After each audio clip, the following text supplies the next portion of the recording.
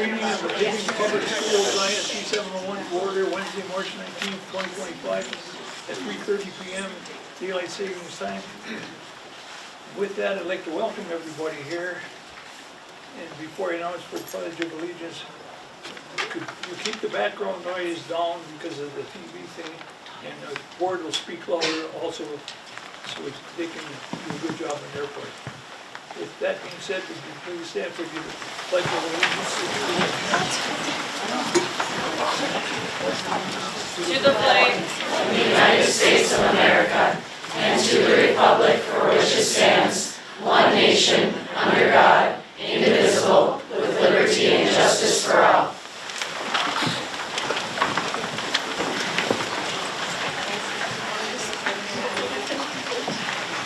With that, I'll turn it over to Superintendent Rick. She's got something he wants to share. Rick?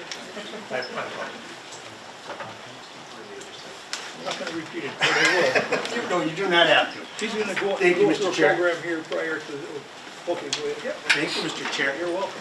I'm going to have to sneak past you. I apologize. I got to get near the podium. First of all, I really want to thank everybody for coming to show this kind of dedication to our school district and show that you care about the community and the program we have. I just want to thank you for that. And I want you to know that we feel the same. This is not anything that anyone enjoys doing. It's not a fun thing. I'd love to be talking today about programs that we could add, and I'd love to be talking about student enrollment that has increased, but we're not there. So again, I thank you for coming, and again, I hope we're able to answer some of your questions today. If I can just begin, I just would like to say more for the board. I'd like to present to the board and give you a little background about how we got in the situation that we're in today. There's a couple of videos that I'd like to show. The first is put out by a school administrators group that works statewide. The second video is also kind of a school group that put it together. And the last one is testimony from Chair Berklich, Director McLaughlin, and myself when we went down to the Minnesota Senate in the end of January of this year. That has some very interesting testimony in it because there's many other school districts represented there besides Hibbing, and you can hear some of their struggles and some of the issues that they're going through also. So first video is just a little bit of a background on school funding and kind of how we got here. So Mrs. McDonald, if you could please press play. Excuse me, I'll sneak past you. I'm just trying to dim these lights a little bit so you can see it.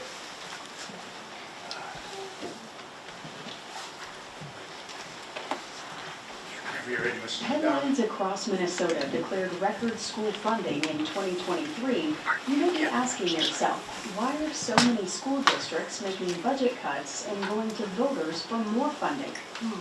Here are the top reasons Minnesota schools are struggling to balance budgets. Number 1, inflation. Families aren't the only ones feeling the impact of rising costs. For school districts, the costs of labor, health insurance, property insurance, and school bus transportation continue to rise. The 2023 inflationary increase to the general education formula is a step forward, but it doesn't make up for decades of underfunding and failing to keep up with rising inflationary costs. Number 2, unfunded and underfunded mandates from the state. When it comes to some of the most costly things schools have to pay for, it's the state legislature, not the local school board, who makes these decisions. From implementing new instructional strategies to increasing curricular requirements to providing unemployment benefits, there are decisions made at the state level that local districts must follow. While the state may offer one-time funds to help pay for some new requirements, the ongoing costs are often the school district's responsibility. And number 3, the changing role of schools in our communities. The needs of students are different than they were 10, 20, or 30 plus years ago. From mental health support for students, specialized learning assistance, family resources, and career programs to help meet workforce needs, schools have taken on additional responsibilities to meet the needs of their students and community.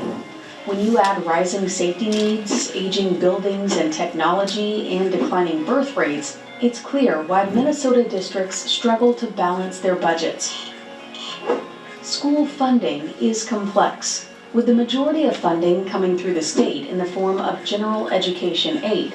Schools also receive funds for specific categories that can only be spent on certain items. Additional needs are then covered by property taxes. In other words, just because the state is providing us with more dollars doesn't mean we can use those dollars wherever we like. Each year, we tackle the challenge of balancing these funding sources with our increasing expenses to build an effective budget that meets student needs.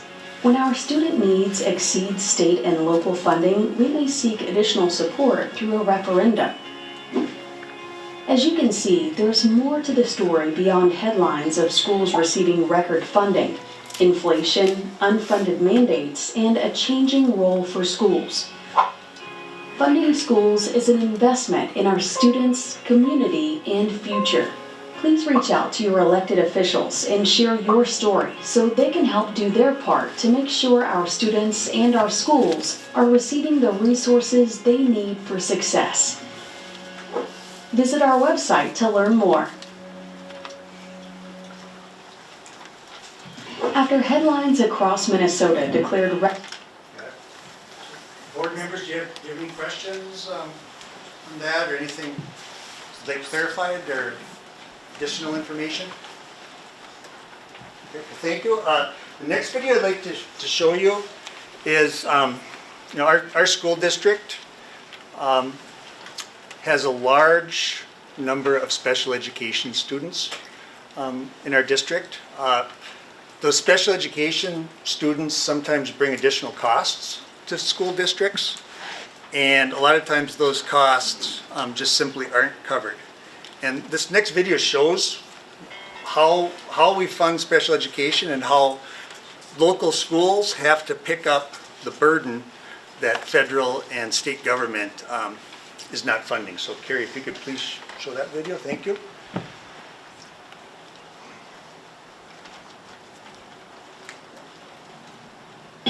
No two students entering our classrooms have the same skills, abilities, or learning styles, and we know we need to help every student reach their full potential. Minnesota schools provide special education services to students with disabilities such as hearing or visual impairment, physical disabilities, behavioral disorders, or learning disabilities. The teachers working with these students have specialized training and may need specialized facilities and equipment to help with learning. This can be very costly.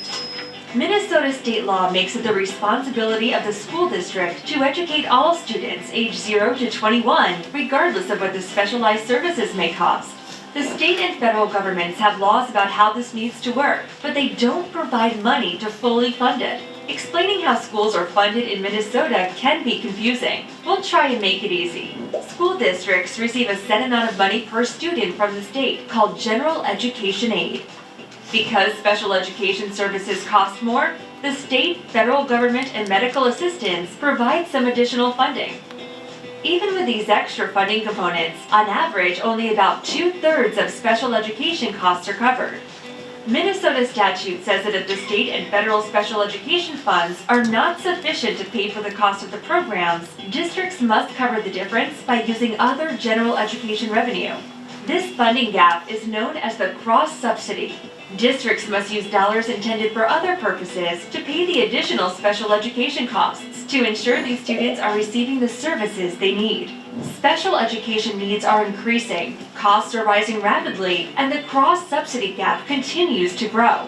As the gap grows, more dollars are pulled away from areas for all learners, including funding for classroom teachers, facilities, and technology. Districts across the state continue to have funding shortages because the state and federal government do not fully fund special education. The special education funding gap needs to be addressed so all Minnesota students have access to the best teachers and programs that position them for future success. It's just the right thing to do. little background for the Hibbing School District. Currently 1 in 4 students is a special education student in Hibbing. That number's up dramatically since COVID, and really up in the last 10 years, doubled in the last 10 years. I think our district just provides an excellent service to students and parents. We have people move to our district for some of the special education services that we provide.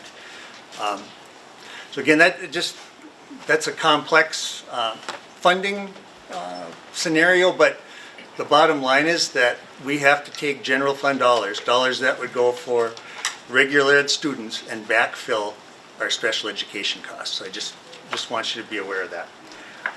So this last video again is testimony. It's a little bit longer, but I think it's a good one. It includes testimony from Director McLaughlin and many other school officials. We went before the Senate Finance Committee, I think it was the 28th of January.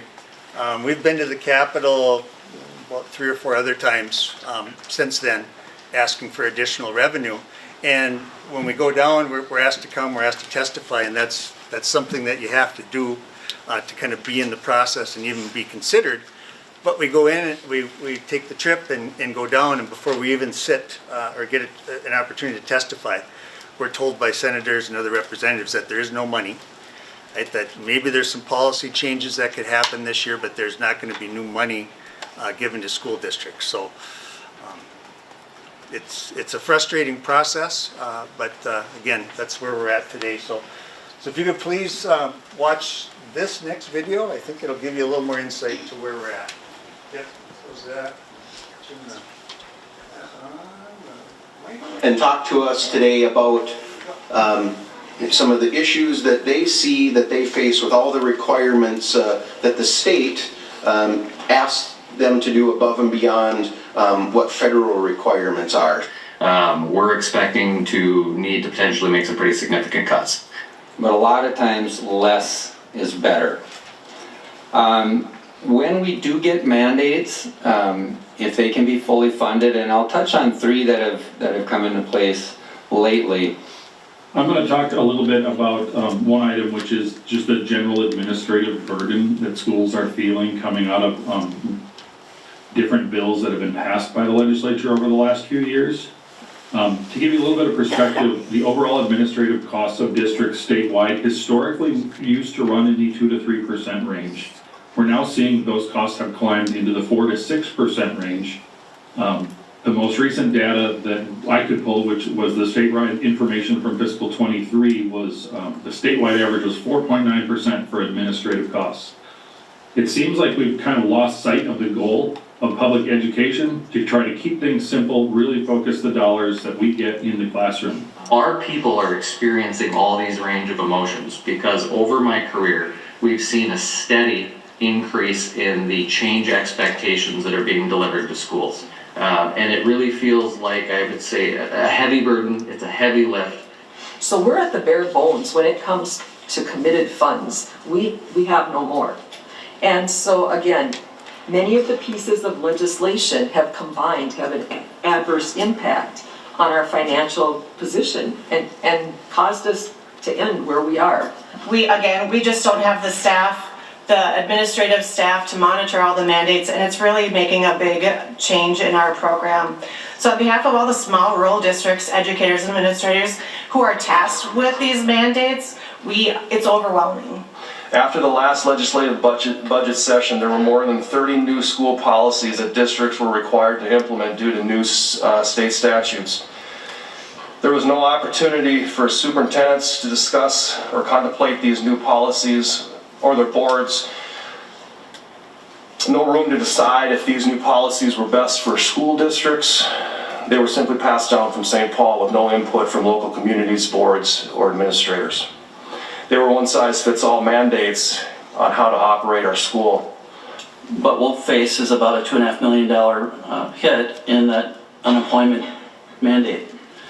Another $2.6 million for paid leave if we do not have new money. Over the past 2 years, several legislative actions have been enacted that have or threaten to have profound and detrimental impact on our small school. we face a $463,000 shortfall to implement the state-mandated K-4 curriculum. In case you are keeping track of the total underfunding for these 4 mandates, the total for my district is $1.5 million or 19 teachers.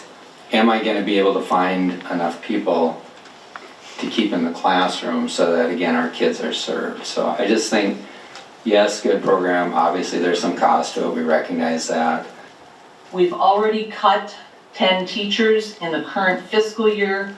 We have another 12 teachers that will be cut in fiscal year 2025-26. When we're in financial difficulties and the district administrative office has to hire staff, it looks absolutely terrible. And that's not what we want to do. We want to keep that funding in the classroom. So I have teachers coming to work doing 1.5 people's jobs. I have people in the business office coming to work doing 1.5 people's jobs. And I have people worried about their jobs as they head into another spring of reductions. With the expanded use of ESST and paid family medical leave, an already difficult staffing climate could become almost impossible. This newly created cross subsidy will inevitably force our district to make staffing reductions. We're also looking ahead to the 2026 paid family and medical leave law. We've analyzed our leaves taken in the last school year, and 400 of those leaves of absence would have increased from 12 to 20 weeks had the law been in effect. In addition to a shortage of substitutes to fill those positions, that would be a $2.77 million additional payroll tax for our district. Rising costs in salaries and benefits, combined with revenue streams that do not keep up with those necessary costs, mean we will face budget deficits in coming years. This cycle of financial strain is unsustainable and forces districts like ours to make reductions that negatively impact students. Again, I'm on the hook to lose over 300 grand, and I'm gonna have to make reductions. While intentions in adding all the requirements are typically very honorable, the reality is implementation causes considerable increase in administration and dollars that again should flow to the classroom where they belong. We are fastly approaching statutory operating debt. In our fiscal year 25 budget, our balance, our unassigned fund balance is projected to go negative. The compensatory issue that's been raised will be a reduction of about $605,000 for our districts for my district heading into next year. There was a scenario where we would not have to cut budget for the first time in 6 years. And with these aides leaving, that scenario's off the table. But all these pieces of legislation are really having a synergistic adverse impact on our school districts and our funding. And so, as you heard already today, there are many Minnesota school districts that are on the verge of statutory operating deficits. Yet our district must live within the budget, and many districts, not just ours, are deficit and needing to cut. Pine City is a small district, rural district. When we do one-size-fits-all solutions, it doesn't work for Pine City, Minnesota. It's just too hard for us. We don't have the staff that the bigger districts have. We don't have, in smaller districts, they know every single person. They can fit in everywhere. We're already so overburdened, overtaxed. When my colleague said that people are doing 1.5 times their jobs, we're doing 1.5 plus some. So what I want you to take away from this is we need some help up here in northern Minnesota. We want to reflect what's best in teaching and learning. We just need the time to do it. We need the resources to do it. And I know I'm echoing what a lot of my peers have said, but we are struggling. We want a world-class education for all our Minnesota students. Please empower us to do the job that our local community has charged us with and return local control that has made public education so great. Correct underfunded initiatives and refrain from imposing new mandates, particularly those that are underfunded or unfunded. Trust in our school boards and our communities to make the best decision in the interest of our kids. Grant us equitable, untethered funding necessary to support our students and ensure their success. I respectfully ask for your thoughtful consideration of the impacts of underfunded and unfunded mandates on public schools. While these programs are well-intentioned, Their unintended costs and consequences have not been fully accounted for in evaluating their effects on our students. I just want to wrap it up by saying, again, we need your help. I don't know what else to say. I could reiterate everything my colleagues have said about unemployment, compensatory, READ Act. We just need help. We don't have the resources to maintain the level of education that I think you feel is appropriate and we feel is appropriate. So please, we need your help. Thank you. So that was put together by the Minnesota Senate Republican Caucus. And they have a bunch of videos related to school finance if you're interested and would like to see. We'd like to, my business manager, Alex Kaiser, and Carrie McDonald, who serves as our Director of Teaching and Learning, have some other information we'd just like to share with you of where the Hibbing District is at today with demographics and just some of our costs. So, Mr. Kaiser, you go right ahead. If you can get here, yes. Yeah, go ahead. All right, I'm going to start with the demographics section. I'm a former math teacher, so I need to see the math behind all of this to try to understand it and make rational decisions and suggestions. So I hope that this helps with some of the information. Currently, we have several factors that are affecting our financial status aside from everything that you saw in those videos, and that is declining enrollment and increase in school choice. We have an obvious increase in expenditures and a decrease in revenue now that the COVID funds are gone. When COVID was here, we had 3 to 4 years of an influx of funding that was awesome for schools. I think we spent it wisely, and we provided a lot of resources for students. Unfortunately, that funding is gone, and the needs are still here. As far as kind of understanding the funding, school finance, you need to understand what ADM is, which is average daily membership. That is the total membership days or hours of a student divided by the number of instructional days or hours that year. And ADM is the foundation of several different student counting processes that are used in calculating revenue for determining state aid and levies. Our adjusted ADM in Hibbing has steadily declined since 2014. In 2015, we had 2,400 plus students. Last school year, we had 2,100 plus students. That's a steep decline. What are the reasons and the associated costs for this declining enrollment? I really think a lot of it has to do with the increase in choice of educational opportunities. You know, prior to COVID, we were maybe the only game in town for the most part. And now that's not the case. And people had exposure to different choices and opportunities in education, and they're utilizing those choices.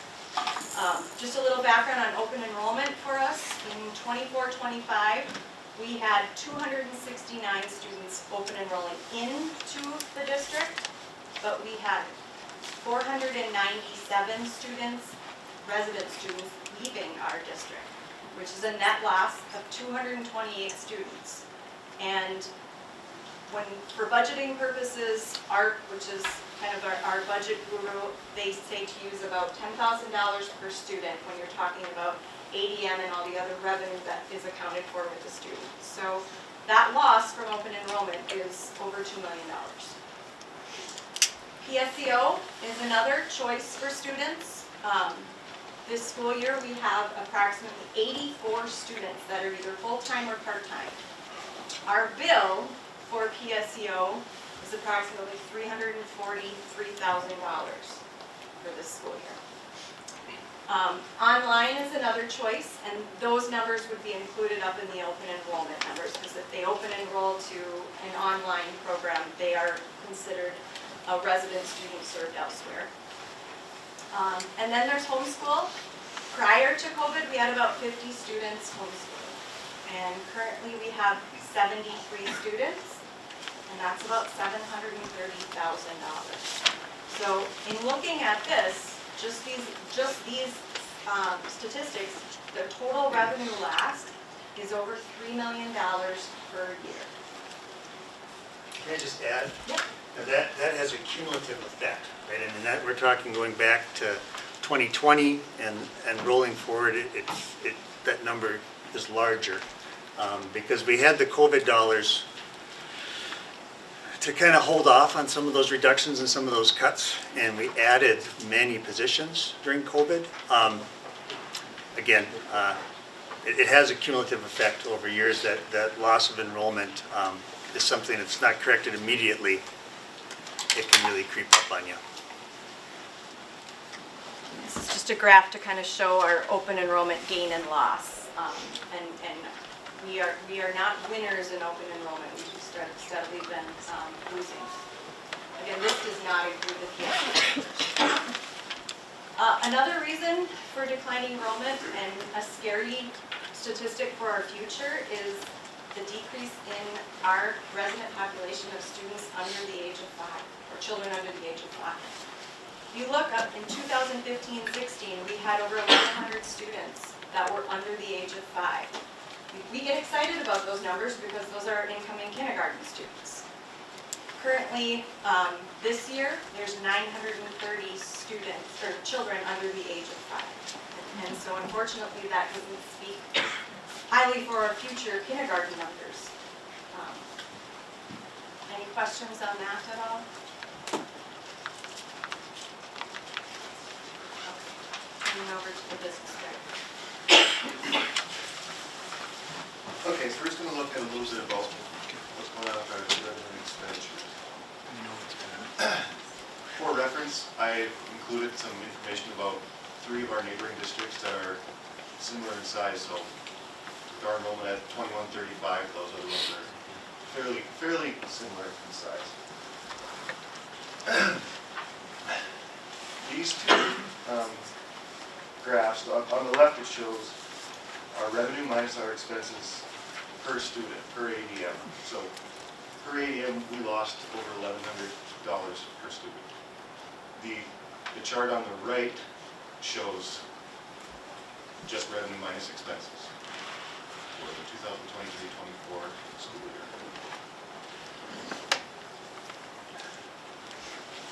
This pie chart shows how the district has been in 20. As you can see, 80% of it is on salaries and benefits. And just a few smaller categories with sites and buildings and other costs.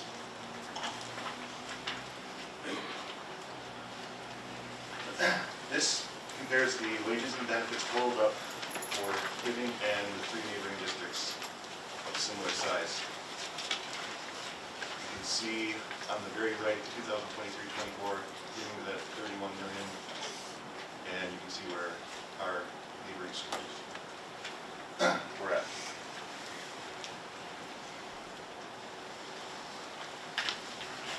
This is the total of the district's expenses for health and dental insurance for the last couple of years. So you can see Hibbing at 9 million where the neighboring districts are at.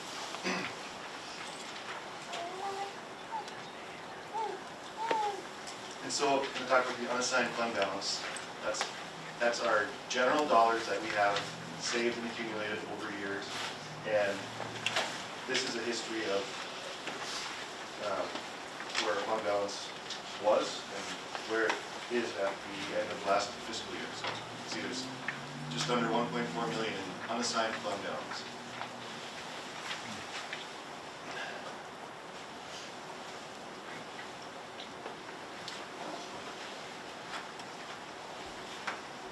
So the district has used the fund balance to lessen the impact of reductions for the past several years. Our fund balance is now largely depleted, and that is requiring the district to make significant reductions. I believe so, no. Unless the board has any questions about what Carrie or Alex have presented, do you have any follow-up questions to any of that info? Superintendent Rick, would you please introduce Paul Peltier for his comments on what was all just presented? Absolutely. So, Thank you. if it's okay, Mr. Peltier.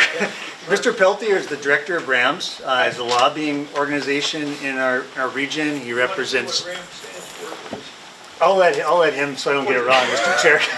But I know he represents schools, cities, municipalities, all through our region. He's active at the Capitol. He's active in the lobbying circuit. He understands where we're at as a district financially and maybe could provide a little insight. So I'll get out of your way, Mr. Peltier. Thank you. Sure. Thank you. I'm so sorry. Well, hi everyone. My name is Paul Peltier. I'm the Executive Director of RAMS. RAMS is the Range Association of Municipalities and Schools. We represent cities, townships, and school districts on the Iron Range. I was here to listen, but I also have some information that, as the chair says, contributes to the conversation here. So I'm happy to do what I can to contribute to the conversation, Mr. Chair. Well, the situation that you're seeing on the screens before you is not unique to the Hibbing School District. There are districts all over the state of Minnesota who are struggling with fund balance issues right now. With declining enrollment, especially in greater Minnesota, reaching near all-time highs as a percentage of previous enrollment, it's a major concern for us. Now, speaking personally, me and my family have 4 kids, so we're doing what we can to increase the local number of children in our school system, but there are limits to what a man can do. So, my wife does most of that work, so let's not forget that. It's very important to realize that districts similar in size to you are considering similar levels of cuts. The Rock Ridge School District is considering somewhere near $3 million. The Association of Metro School Districts and AMSD group has pooled their cut packages together, and that total roughly is around $280 million for that group of school districts in the metro. This is a major concern across our region and across the state, and it's shared across geography. That's important to say. What's also true is that both funded and unfunded mandates have created negative pressures on school district budgets. The special ed cross-subsidy can only go so far.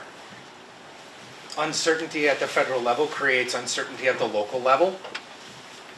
And there's a point at which the state of Minnesota can say, well, we've done what we can, and the local district can also say, we've done what we can too. Those are true statements all the time. There is a limit for everybody's ability to pay to a certain degree. I am also a former teacher. It stinks that districts have to be in this position right now. The unfunded and funded mandates are creating situations for districts where they are limiting their choices. These are choice limiting decisions that have been pre-made for districts in many cases. The state share of compensatory aid is going down. It has been going down for the last 6 years. Used to be near 150 million. Now it is close to half of that. Title dollars, free and reduced lunch forms, signing up automatically for free and reduced is creating problems. That varies by district, from district to district. Some districts are great at getting the free and reduced lunch form signed up, and they receive extra benefit. Some districts were winners on direct certification. Many districts were losers on direct certification. Your superintendent can tell you what your situation was in Hibbing and what impact that has, right? But know that this situation that you're going through right now is shared by many districts across the state, and it is deeply a difficult conversation to have. But it's important to have that conversation. We are working at the legislative level to increase local operating referendum authority, LOR. We are working at the state level to increase aid for cities, townships, and school districts.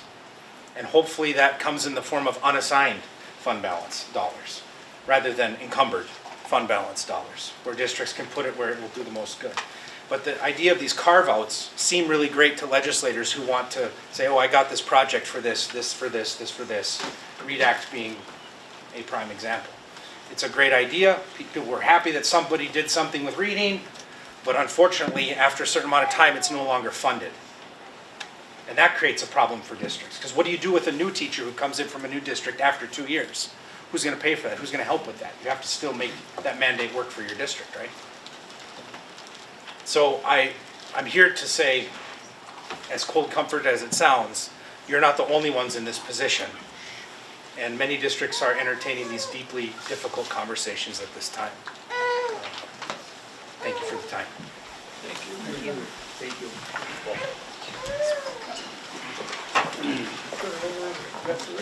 So, public comment, Mr. Chair? Or do you want me to close up the presentation here? Yes, sir. I have one comment. This morning, Senator Farnsworth was on before a state committee down at the state legislature. We went from a $19 billion surplus to a $9 billion deficit in 1 year. And they want the school district to make up for the deficit that they've caused, so they don't give us the funding. So I just wanted to bring that up. That was this morning. So. That was another one paper yesterday, blaming the governor and government. So yes, thank you, Mr. Chair. Yeah, maybe just to wrap it up again, I really want to thank Mr. Peltier for helping explain the situation that we're in. But again, this is just a tough conversation. And again, I'd love to be here talking with you about additions to buildings and additions to programs and adding staff. I've been in education almost 30 years. It's something that I'm very passionate about and I care about, and I feel public education has been eroded here in the last couple of years, and I don't know how we pull that back. Because at the end of the day, it keeps us even, right? Allowing everyone to get a free and appropriate education gives everybody a chance. And if education becomes elitist and it's only about those that have money or can afford private or can afford tutoring, I'm very concerned about where we're headed. So, again, that's all I have, Mr. Chair, but thank you. If you have any other questions, or any board members have a question, thank you. Go ahead and go to item 3. Okay, so we've moved on to public comment. Have we determined, are we doing anything with spokespeople or? We have 8 people signed up for what is, I think, the band. For band, I believe. Yes. And there's one for reduction and just to discuss some reductions. I don't know if they'd be allowed 5 minutes apiece for their comments, and the board would just listen to this stuff, going back and forth with anything. What if you would like to choose a speaker or keep the people that signed up? It's up to. We can start with the first speaker. Yeah, so Chair Burke was just saying if we have Mr. Workala, we have Ms. Reynolds, Mr. Hardy, Ms. Schweiberger, Mr. Puek, Ms. Gibson, Ms. Verdeen, and Ms. Gustafson. Does everyone want to speak, or would you like to have someone speak as a group, or that's what we're asking, correct, Mr. Chair? Yes, that's great. And if everyone likes to speak, we'll just start at the beginning. Great. Okay? That's a good one. All right. So we have Mr. Ron Workala that is here to speak. Yep. 5 minutes. Mr. Work, yeah, if you could, real quick, Mr. Workala. I'll make it shorter than 5 minutes. I have to give you the quick. Anyway, my name is Ron Workala. Oh, I got to interrupt you really quick. And I know you wouldn't do this anyway, but I have to. Just careful on your language, no foul language, no libelous or slanderous statements. Just remember data privacy, no student names, and just confidentiality also, but thank you, Mr. Workala. My name is Ron Workala. I'm president of Hibbing Public Access Television, and I'm an independent videographer. I am a proud graduate of 1974 of Hibbing High School, and really enjoyed last summer's events dedicating the high school.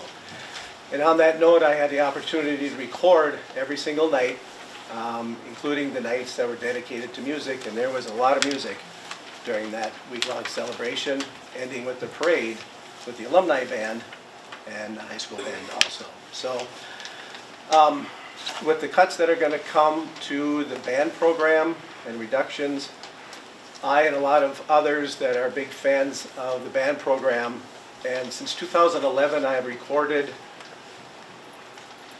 over 60 band concerts or programs that had band in it, like the dedication of the Bob Dylan tribute when the high school band played there. Lots of different places that the band has played. I've had the privilege of recording and archiving so other people can enjoy that as long as video is available. But my biggest concern is once the cuts start, that you'll never put those back into some of those grades. And I think it could be the end of the band program, because if it continues to deteriorate over time with less and less involvement, or there's got to be older students before they can start learning a band program or a band instrument, that it might be done. So the next band program is going to be on the 13th of, when is that one going to be here? Good thing I made notes. The next one's going to be Tuesday, May 13th, will be the spring band concert. And I certainly hope it's not the last band concert I'm going to be able to record. And we'll see what happens next fall. But get out and enjoy the band on the 13th. So thank you very much. Thank you, Mr. Workload. Next we have Miss Megan Reynolds.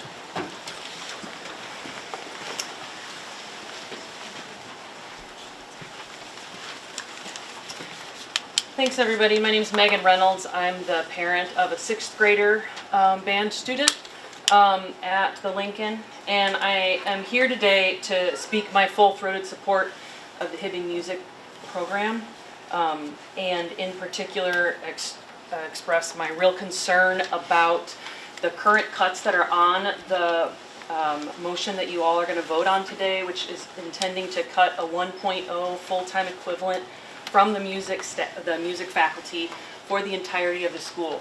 5 years ago, our school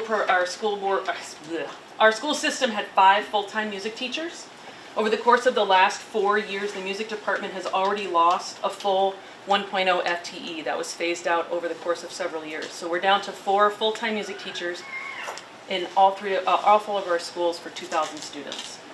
This proposed cut would take the music faculty down to 3 full-time instructors in whatever situation that we decide to make those cuts. Given the seniority of the faculty that are currently those instructors, the most likely cut would be Mr. Spencer Schatz at the Lincoln Middle School. He currently teaches 5th through 7th grade band. He has approximately 136 students in those 3 grades total. And our other band teacher is at the high school, Mr. Matt Berg. He teaches approximately 117 students in the 8th through 12th grades at the high school in 3 different bands, as well as 8th grade general music. So I would point out that although Mr. Berg is 1.0 full-time, he is not a full-time band director because he teaches an additional music education class. So were you to make that cut and you would lose that band director at the middle school, we would be down to less than a full-time band director for our entire school system. Mr. Berg, I'm not going to go through all of his accolades because I have pages.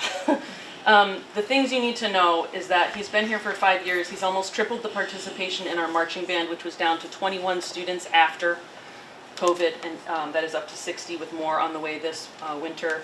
He's an award-winning band director. Last year, the marching band earned first place best bands in competitive parades and earned first place drumline. His concert band earned superior ratings. His band recently went to Disney, which is an audition program you have to audition for and be accepted into. And I would like to point out that they also just went to state with our hockey athletes and represented Hibbing. And I heard from a lot of alumni talking about our pep band there. So Mr. Berg has built a program. And I know what it is to build a performing arts program, because I've done it. I'm also the drama coach at the high school. And what he's been able to build in 5 years is very significant. Significant enough that students do choose to come here for our band program because of its excellence and because of the offerings that it has. He's teaching those 3 bands at the high school, but he also started a jazz band while he was here, and he started a drum ensemble. He works summers and weekends, all summer long. He works early mornings and weekends to do marching band. That's not part of his contract. Pep band is not part of his contract. He does that because he is desperately passionate. He's an incredible mentor. You can see the turnout for him by his students, by band parents. And if I were a teacher who had that kind of skill, with a proven track record of building a program, and I was hearing from my district that I was going to be asked to take on additional grades and additional students, especially learners who've never put an instrument to their mouth before, I would probably start looking for a new job.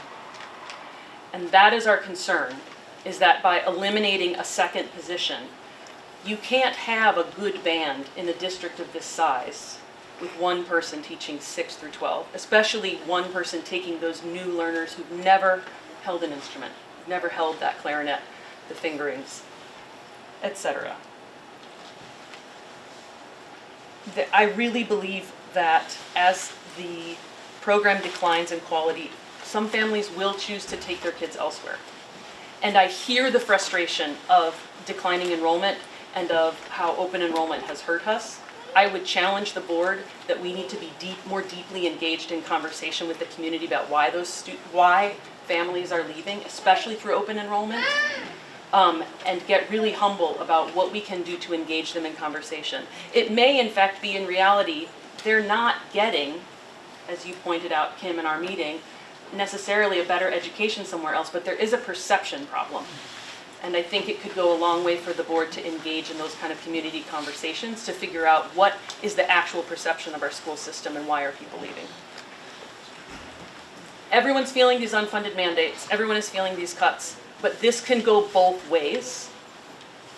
If we make these cuts, people could decide to go to Cherry or Chisholm, where they have a stronger program. But we could also choose to prioritize our program and uphold our program and look to keep this position so that the upward trajectory of our band that has been demonstrated in the last 5 years could continue, and that could attract families.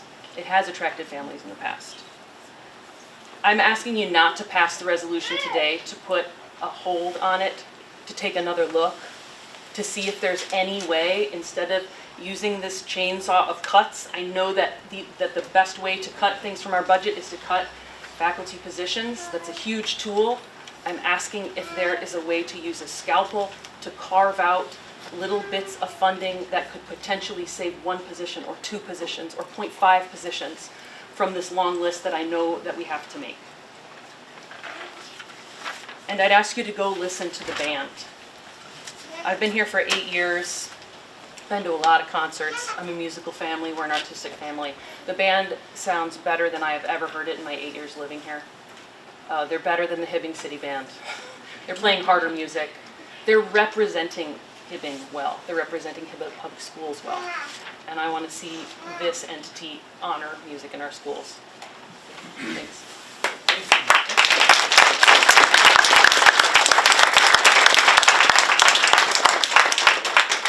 I would like to just comment, you talked about 8 years. I've listened to that band for 70 years. It's near and dear to me, I'll do everything I can. The board will too, I'm sure. Whatever we can do again, keep it. Thank you. Mr. Sam Hardy, you're up next, Is it possible that I could have Alexis go first and then me? That is fine. What, Miss Alexis Gibson?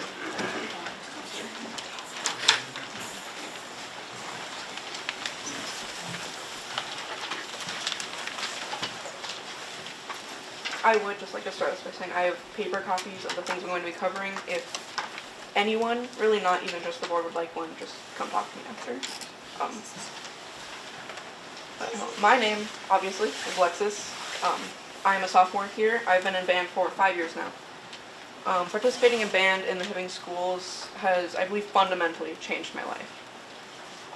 I would not be the person I am if I had never joined the band. So I want to tell you some of my experience, some of my thoughts, and maybe you can, like Megan said, rethink your decision to maybe cut a band position and maybe scratch up some funds for us. So before I go into some consequences that could come from these cuts, I'm going to tell you a little bit about myself. I'm going to try and keep it short. I joined band in 6th grade. I started playing the flute, and it was right after COVID restrictions began slightly lifting. And even then, we had very limited rehearsals. We were all masked. It wasn't really a ton of time that we had. And that definitely affected the opportunities we got at the time. My 8th grade year, we transitioned from the Lincoln to the high school, 7th grade. 8th grade, we transitioned from Miss Dahl, who has since retired, to Mr. Berg. And that was one small transition that was going to be permanent until we graduate, and it still took us time to adjust. And it was very hard for our band at first. And I would just like to bring to attention, that was 1 year for a thing that we are going to have until we graduate.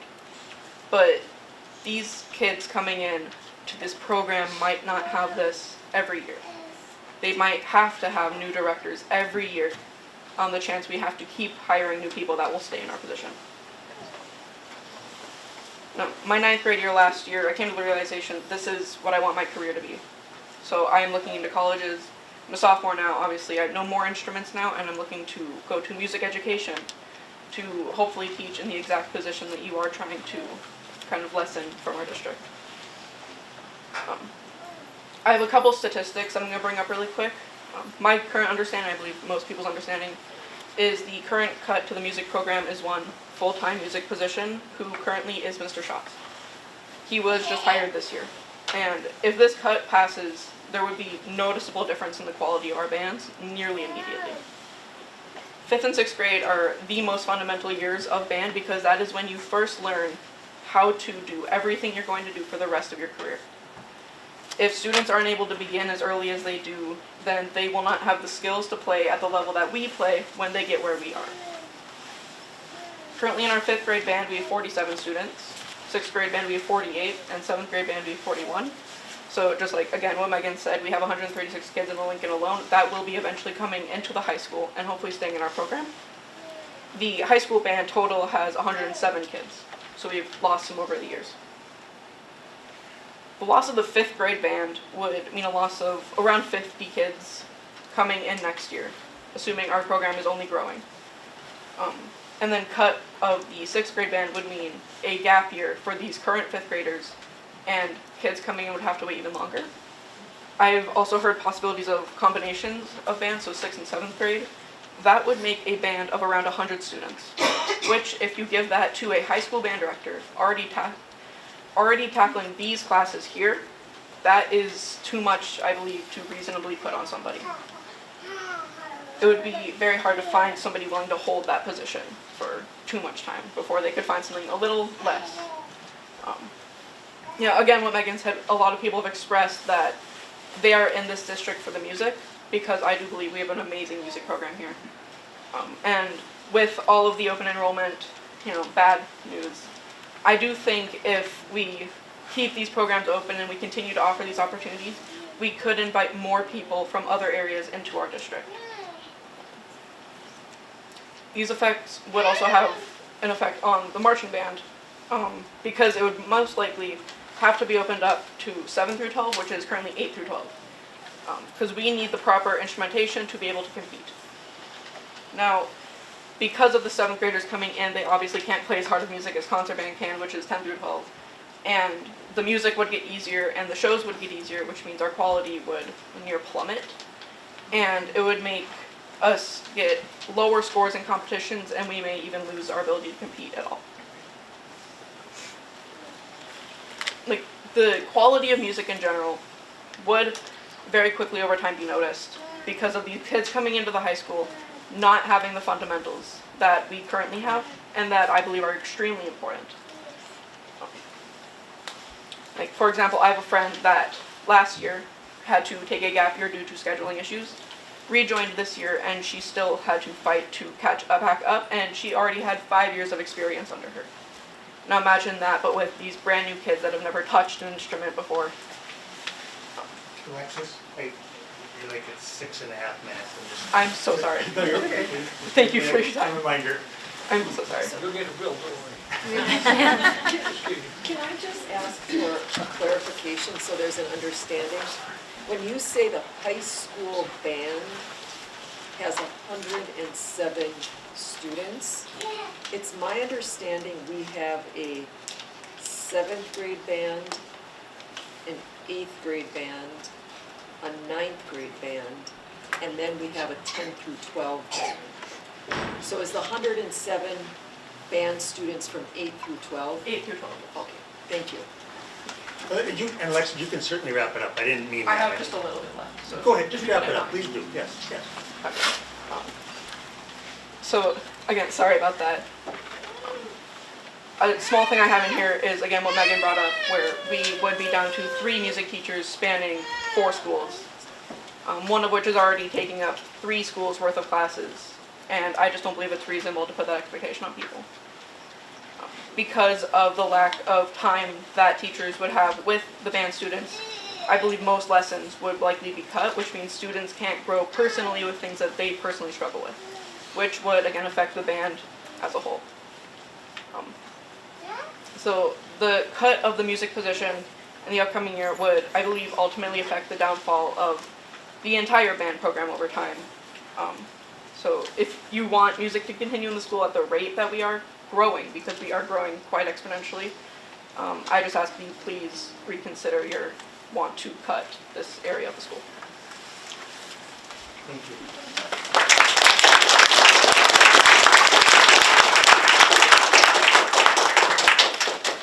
Mr. Hardy, Sam, you are up.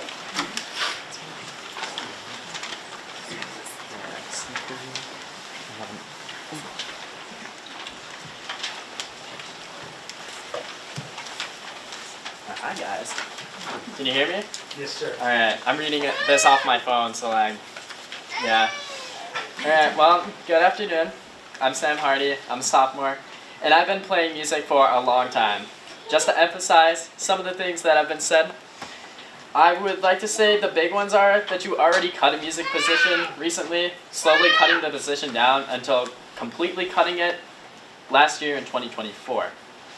Some things that I have to say are what I'm here to express. If you haven't guessed already, I've made music my whole life, which band has helped me shape. But depriving kids of the same things that I've gotten is not cool. I know that there are kids out there who also have ambitions in music. I've been told that there were people willing to leave our school district due to the band being cut because of their ambitions in music. Also, this act alone will be the downfall of music in our schools, which I've been told will also lead them to leaving our school district. I know myself that I, along with Alexis, would like to go into music at St. Olaf. In fact, within the last 5 years, under Mr. Briggs' teachings, that 8 kids went into music. And that's a lot. And let's not forget the others that have made memories and are still making memories in the bands. I have made most of my friends through band, and I feel that I'm a bit more open there. And that started at a young age, because it was available to me. But at that age, I already knew that sports wasn't for me.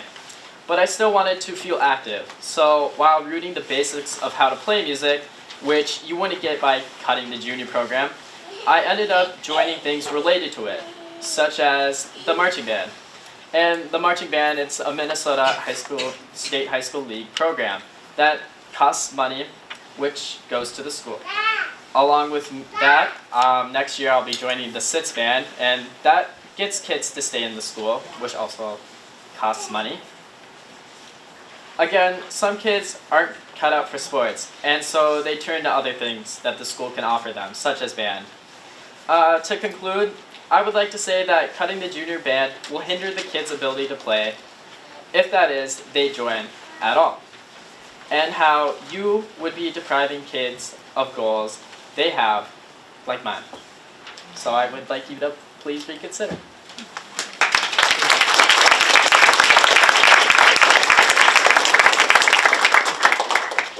Angela Swiperger? Angela, are you? Yeah. I'll grab your pen too.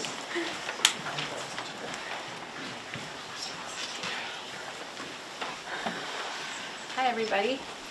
My name's Angela Schweiberger. I'm a 1997 graduate of Hibbing and also a Hibbing High School band alumni. I'm going to use about a half minute of my time to invite you all to breathe with me, if you would. Let's exhale all of our breath out. And we're going to inhale for 4. 1, 2, 3, 4. Hold, 2, 3, 4. Exhale, 2, 3, 4. Inhale, 2, 3, 4. Hold, 2, 3, 4. Exhale, 2, 3, 4. Hold, 2, 3, 4. One more. Inhale, 2, 3, 4. Hold. And then exhale and just let it go. Today I want to talk about music in schools. In an era of budget cuts, standardized testing, music education is often seen as an extracurricular luxury rather than a necessity, an expense rather than an investment. The truth is, music is not just an art, it's a tool for academic achievement and mental health, and a whole bunch of other things. In the words of Bono, philanthropist and lead singer of U2, music can change the world because it can change people. Let's start with academics. Studies have shown that students involved in music programs consistently perform better in subjects like math and reading. Why? Because music engages multiple areas of the brain simultaneously. When a student learns to play an instrument, they develop pattern recognition, they improve their memory, and they strengthen their problem-solving skills. Research from the National Association of Music Education indicates that students involved in music score higher on standardized tests and are more likely to graduate school. Simply put, music isn't a distraction, it's actually a catalyst for learning. But beyond academics, music is a lifeline for students' mental health. We're living in a time where anxiety, depression, and stress are at an all-time high among young people. Among all of us, actually. Music offers an emotional outlet and a way to express feelings that words cannot. Studies show that engaging with music reduces cortisol levels, that's the stress hormone, and it increases dopamine, which boosts our mood and our motivation. We know that deep breathing helps. We just did it. And imagine being a horn or a woodwind player. It creates a sense of belonging, whether through choir or band or orchestra, where students build friendships and teamwork and the confidence. I was a transfer student from Nashua-Keewatin over to Hibbing when I was in 4th grade. I'm also a trauma survivor, which can be painful and a very powerless experience. Bob Marley sings, "One good thing about music is when it hits you, you feel no pain." Music is medicine, and it helped me transmute my wounds into wisdom, to help me reclaim my voice and my power to heal. Meanwhile, when I was growing up, the award-winning Hibbing High School band had a reputation as being an impressive musical force to be reckoned with, and having been in the 1981 Rose Bowl Parade and won multiple awards, and as Megan mentioned, it continues to do so. It became a dream of mine to one day become part of something greater than myself, and even march powerfully and confidently down the middle of the street. In 1993, that dream came true, and I made it to the Hibbing High School band.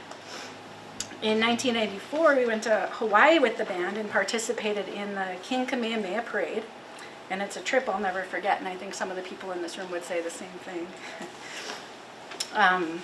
Being involved in concert, pep, or marching band, this came at a time in my life where I could safely and beautifully express myself, minus the occasional honking of my saxophone. It was my saving grace and a place where I belonged and where I could feel part of something greater than myself. My senior year, Art Hill's last year as our band director, I was selected to be the drum major. And this was an opportunity in leadership for me. I shared with a friend today that great teachers, like my experience with Art Hill and the teachers that we have right now in 2025, aren't great because they force anything. It's that they inspire us to know our own power and our own potential and to encourage our lights to shine. When we cut music programs, we're not just cutting notes on a page, we're cutting opportunities for growth, for healing, for success, and for a brighter community. We must advocate for music education, whether we're musicians or not.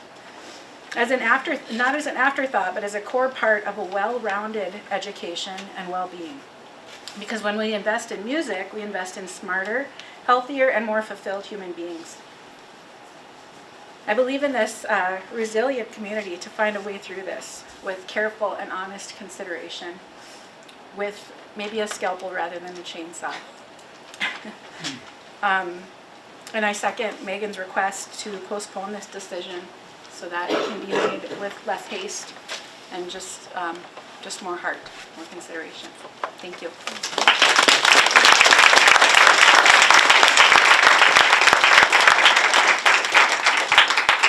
Mr. Puek, Richard Puek, sir.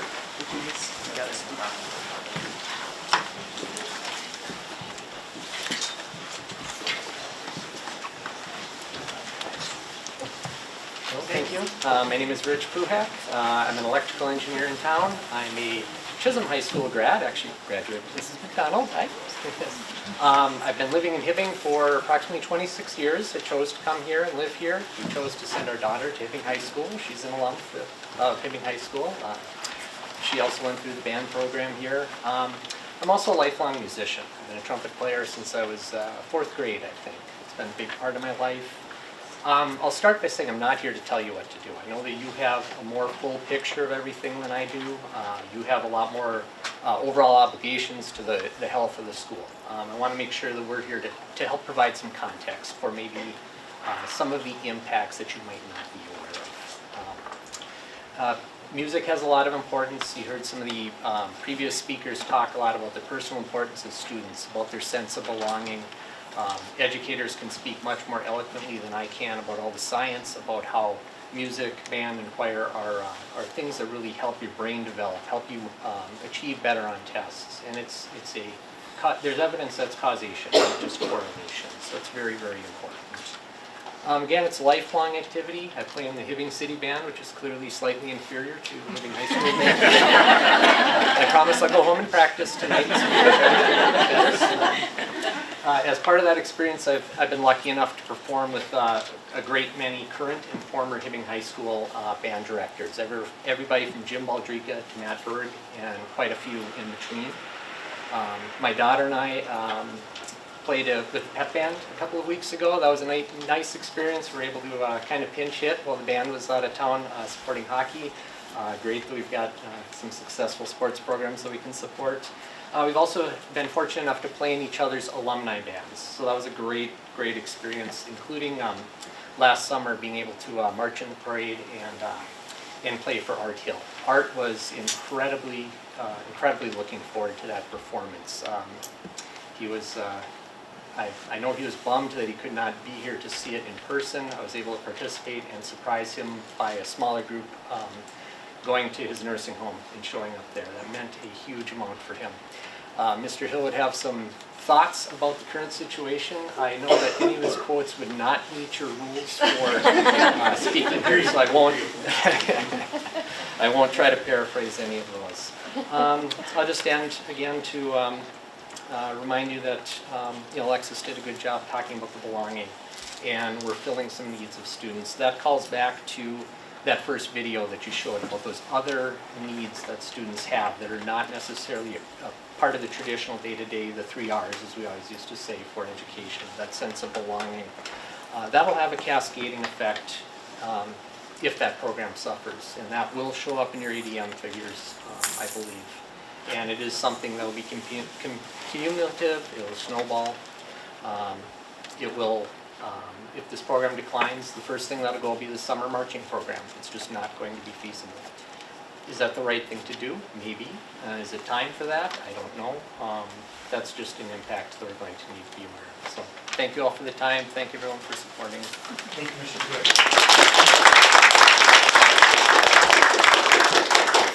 Katie Ferdine. Ms. Ferdine, are you here? Yep. Give me a minute. There she is. It's like a Mario Brothers game. Okay. My name is Katie Ferdine. I'm a parent. I'm a Blue Jacket. I'm an alumni of the school. I'm a band parent, and I am a former band geek.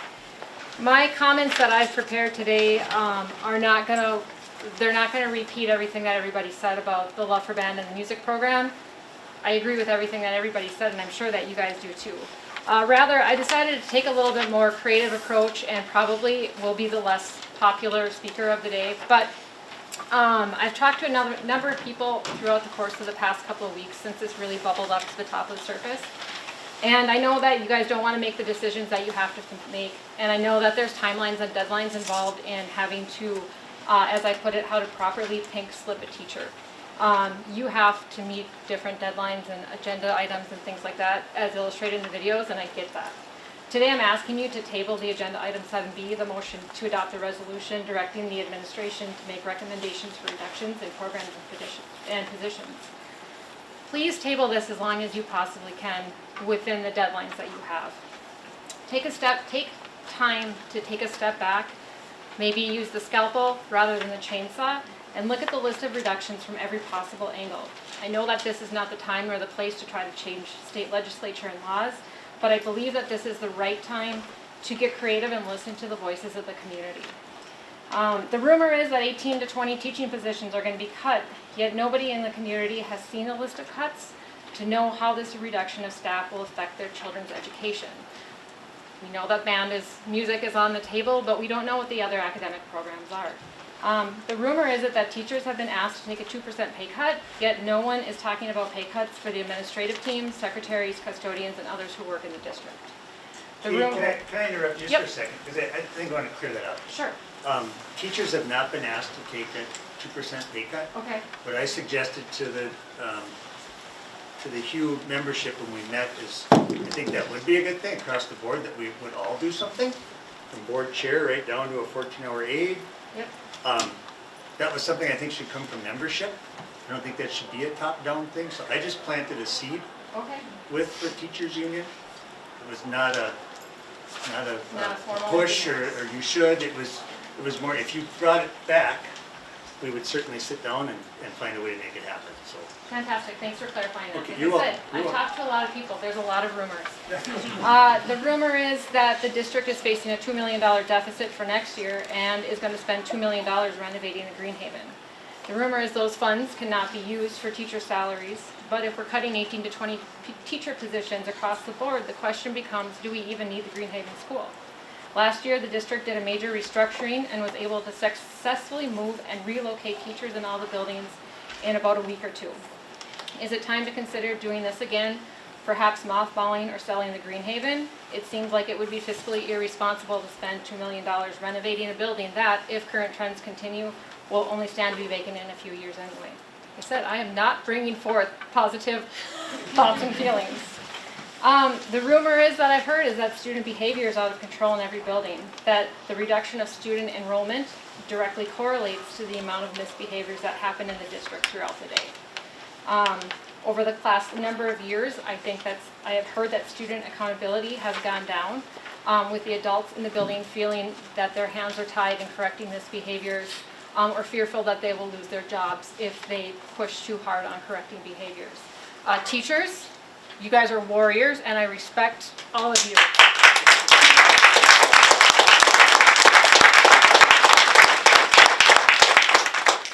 But these rumors and the perceived lack of being in front of them is causing families to take a step back and question what's going on in our buildings and finding alternative ways to educate their children in the ways that they seem best. And I think that's directly related to your declining enrollment. The business model of letting non-tenured teachers go is antiquated and should have gone by the wayside a long, long time ago. I said it when I was in high school, and I'm not in high school anymore, and I still feel the same way. I hate that the fresh, energetic teachers feel the strain of losing their jobs every spring. Their teachers and coaches are the leaders who don't stop educating at the final ring of the bell. Their cars are the last ones to leave the parking lot at each day. And a reduction of workforce of 18 to 20 professionals in our community will send a negative wave of repercussions throughout our district that will continue to feed the trend of declining enrollment. In short, I'm asking you guys to do not let your most valuable employees go. These teachers and the programs are your money makers. They are your best-selling product. They are the things that keep people coming back for more. Please table the resolution, change the conversation, take a different approach to budget reductions, get creative, see what you can do. A pay reduction for everybody might mean that you guys don't get to take that family vacation to Alaska or Hawaii, but in the long run, you'll retain your job, you'll retain your health care benefits, and at the end of the month, I'm sure everybody will still be able to pay their bills. For the teachers whose jobs are in jeopardy, they're faced with the uncertain future, no job, no benefits, and looking at re-entering the workforce that's going to be full of a surplus of folks with a teaching license looking for employment. As you guys all said, it's the same story across all of Minnesota. We're going to have a surplus of great professionals that are looking for jobs. Let's be creative in our approach to save a handful of these necessary positions and see if together we can all do a little bit more for a little bit less. If nothing else, let's open the dialogue within the community to turn the tides on the public perception and win back the trust of the families who have left our district to keep our educators doing what they love to do, to educate and coach our children.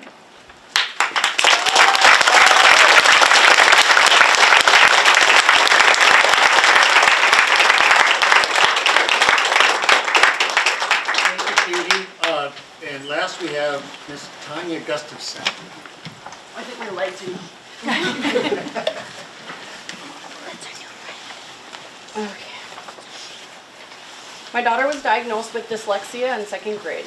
Dyslexia is a learning disorder that involves difficulty reading, problems identifying speech, sounds, and learning on how to relate letters and words. I have been her biggest advocate as the Minnesota Department of Education does not yet have a strong plan or programs for this learning disability.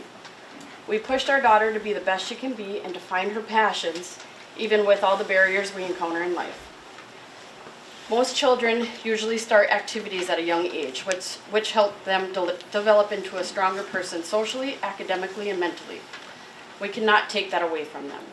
She has grown into loving band, softball, and hockey. She has become very talented because she started at a young age. I have done dyslexia research for many years, and it has shown that reading music can have a positive influence on reading. Currently, about 20% of Hibbing band students from 8th to 12th grade fall into some sort of special education. To perform music, some different areas of the brain must work together. Research shows that the brain processes pitch and rhythm differently and at different areas of the brain. They can recognize sound patterns and map them to symbols, which in turn help them with decoding and school reading.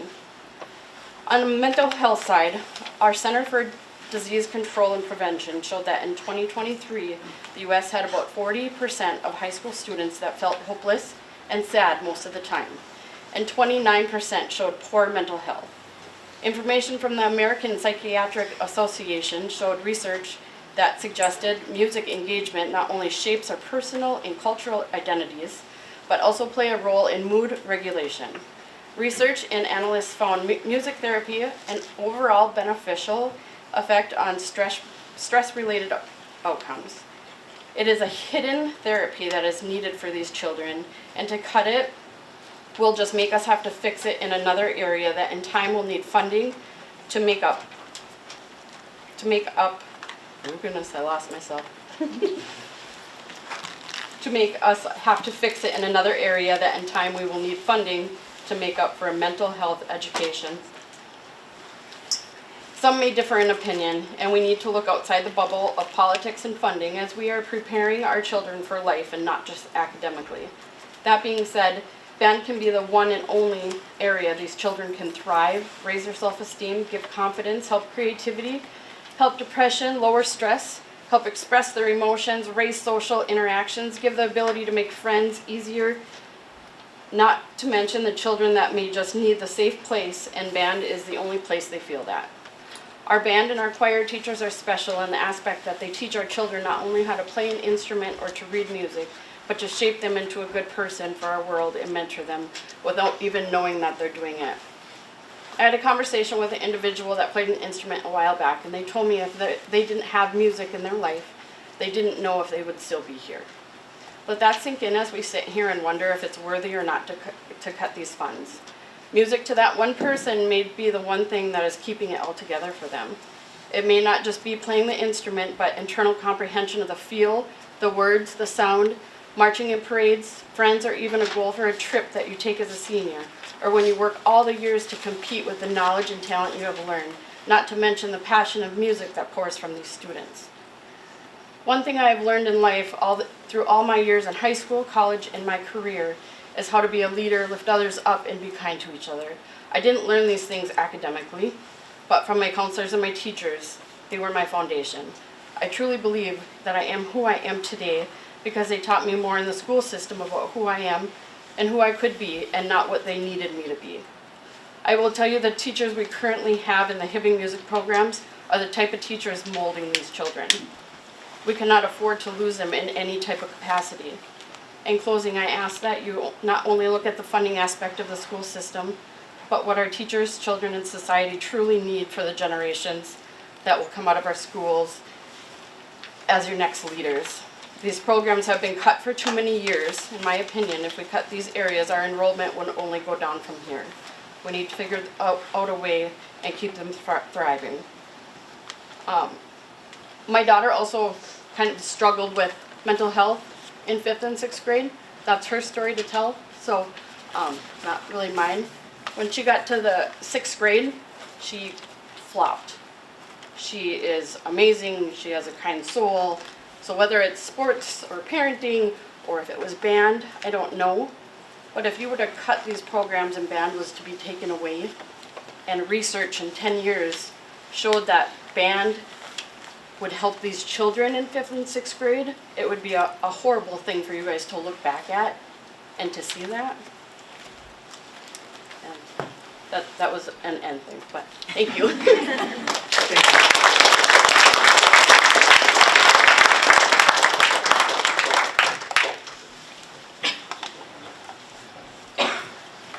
Chair?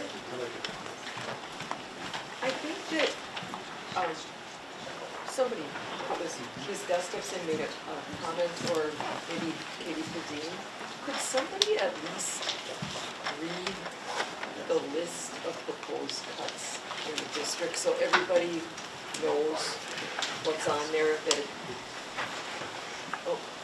Mr. Chair, I'd like to make a comment before we do that, if I could. Yeah. I'm going to stand up for this one because I'm too old to sit. First of all, I want to let all the teachers know that since I've been on this board, I respected the job that you have done and supported the job you have done. As a substitute, I saw the horror that you had to go through in your classrooms. But I just want to make it very clear that this board has not taken a dartboard and thrown darts at it to figure out what we're going to do here. They work very hard. Our superintendent, Alex, our business manager, that gotten together. Members of this board have gotten together with them and gone through what we felt would be the best route to go. Problem is our future. If we don't solve this problem now, and it continues into next year, following year, and we show a deficit, the state of Minnesota is going to take over, and we have no say in what they do. They'll come into this district, they'll tell you who to cut, how to cut, and they're going to take the money and they're going to run your district, taking that power away from this board and taking that power away from this community. So I want to make sure that everybody knows here that we're not just pulling names out of a hat. We're trying to do what we feel is best for the community. And as I mentioned earlier, we can't blame the state for everything, we can't blame the federal government for everything, but when you have a $19 billion surplus and a year later you have a $9 billion deficit, there's something wrong down in St. Paul. And unfortunately, as a district, and not just us, every district in this school is in the state of Minnesota is going through it. So I just want to make it very clear that this board has done everything that we can to do what we feel is best. And I appreciate you all coming in. I appreciate everything that's been said today. But I want to make it very clear that this board stands with our teachers, and we know some of the problems and some of the things that you face every day in the classroom. So I just want to thank you for that. Thank you. I think, and I just want to echo what Director Egan said, and I think our administrative team went through every line item in the budget, and they've been doing that since December. So we haven't taken it lightly, and they were integral to this too. But I think we need to just share with the community, because that wasn't on the agenda, what the list is, so we have a common understanding. We really never agreed upon it yet. Well, no, just as an informational piece. Sure. Ms. Baumgartner, could you run a couple copies of the proposed reductions? Would you do that? I mean, I think is that what you're asking for? That is what I'm asking. And the other thing I want to make perfectly clear, as I know it, unless there's something else, we're not cutting music in the Hibbing schools. We're not cutting the band. So I don't know if somebody can describe a little bit about what a vision could be. I mean, we are not cutting the band. I just want to make that perfectly clear because I think in conversation, it leads me someplace different. I don't know if there's anybody on the administrative team that has a vision of what it could be, what we currently have, the number of students. I mean, I think we need to get the facts out there. Anybody that can share anything? I mean, is Mrs. Sikora here with us? Mrs. Sikora, you want to just talk? It's really hard to hear back here. So I'm sorry, would you just share, I mean, Director McLaughlin was just saying a little bit about the program, band program for next year, if the proposed cuts went through as presented. What does that mean for next year? So I agree with Kim that we should be sharing the whole list because it's not one department or one teacher, one program. We tried to look at every area that we could.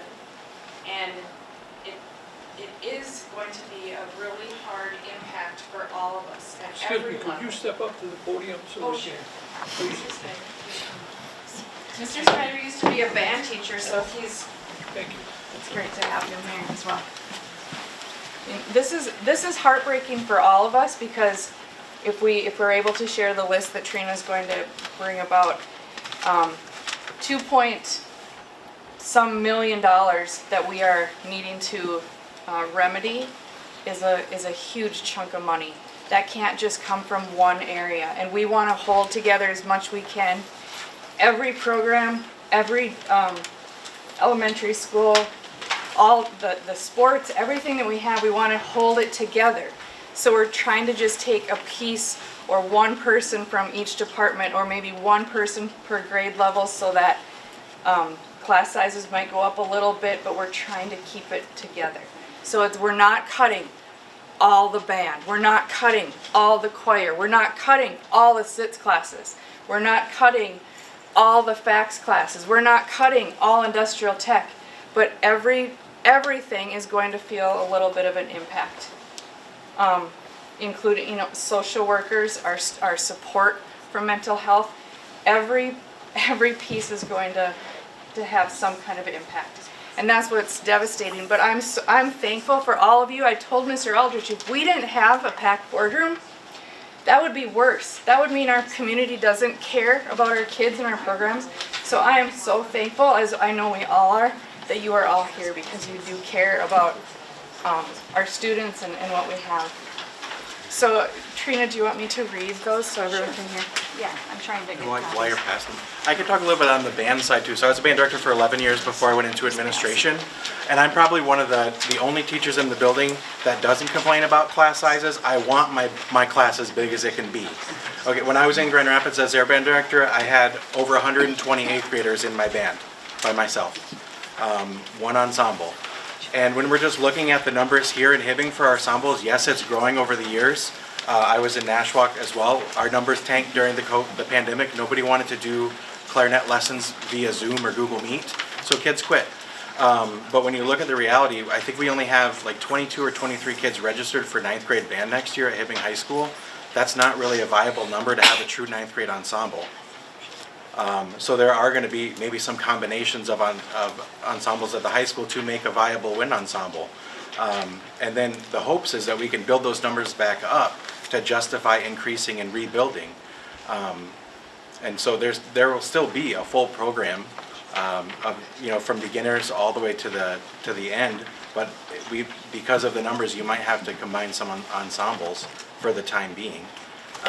Because when I had heard, the Hibbing Marching Band used to be 200-300 plus members strong, and if you look at the Hibbing Band now, it's in rebuild mode, and so we have to do what's right financially. And if you don't make the cuts there, and then it's got to come from somewhere else because we have to reach that number regardless. So again, I'm a big proponent of band directors, I wanted to get into administration to be on this site to fight, and I've been fighting for the band and music and the arts. And there will still be a strong band program. It just might be some restructuring. Okay, here's the list. 2.0 full-time equivalent of a behavior interventionist. 1 full-time German. 1 full-time science. 0.5 FTE English. 0.5 FTE media specialist. 1.0 facts. 1.0 math. 1.0 social studies. 2.0 social workers. 4.0 elementary teachers. 1.0 music. 1.2 physical education. 1.0 health. 2.0 special education. And 0.6 academic interventionist. And these are just the names of the list that impact our teachers, and we have different timelines for other areas: administration, paras, AFSCME group, custodians. But this is what the list is for today. So this, if I could just add to this, so Yes. this list represents approximately 1.8 million, and we need to get to roughly 2.8 million. So there's another round of announcements that'll be coming that have different timelines with them that aren't related to teaching positions, but are other positions within the district. Mrs. Sikora, could either of you explain a little bit of what this change would look like for the 5th and 6th grade and the 7th grade band? If the middle school, Lincoln's teacher, music teacher, is eliminated, like right now as of today with that teacher, what do lessons look like? Do they get that twice a week and then band every day?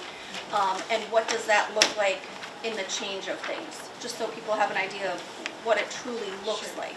And we have some ideas, but we don't have anything set because we have to wait for the board's decision before we can start scheduling. And then we have timelines, we have to make those schedules so teachers know before they leave the last day of school what they're going to be teaching. But we've had some ideas, and working with Mr. Berg, we might have to put 9th grade, we talked about that, only has 23 kids, maybe moving 9th grade with the 8th grade, or 9th grade with the 10th through 12th grade band, which would free up an hour to pick up 7th grade. And then lessons might have to be different times, and I know Mr. Snyder has some ideas too about what that would look like. Right, so like for one example, these are just ideas, hypotheticals. Like right now, I think 8th grade band, the lower ensemble, rotates between band and study hall. So maybe between rotating in band and study hall, it's band and small ensembles that you can, be like clarinets over there, percussion over there. I'm going to work with the oboes with me in my office, and those are ways to integrate lessons into the band day, but maybe not necessarily one-on-one pull-out lessons. Which, yes, it's great if everybody can have one-on-one pull-out lessons, but that's something that is becoming more rare. Yes, it is going to hurt. I mean, and we're not denying that. All of these are going to hurt every department. And I want to comment on couple other things. I am so happy to see everybody here. I've said from day one when we learned about this, we are walking together down this path, and we need the community walking alongside us. We've testified multiple times at the state level. We have contacted our lieutenant governor to come here. We've written letters. We need your help. We need your help echoing what we're saying. And I lost my train of thought here. I'm not just going to say. I'll think about, and I offered everybody in this room, I really want everybody in this room, it's all about choices. I would never challenge anybody's choices. But those 500 and some students, I dream of the Mesaba Tribune on the headlines. Hibbing, lost from Hibbing High School, 550 students, return them.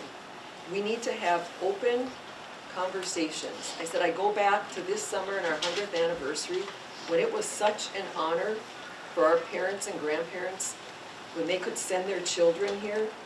And we need to get our kids back in our school. And if there's anything we can do, I invited the students that were at the meeting on Sunday. If you can get a group of students to have a respectful and open conversation where we can probe, unless we know what the answers or the problems are, we can't fix the problems.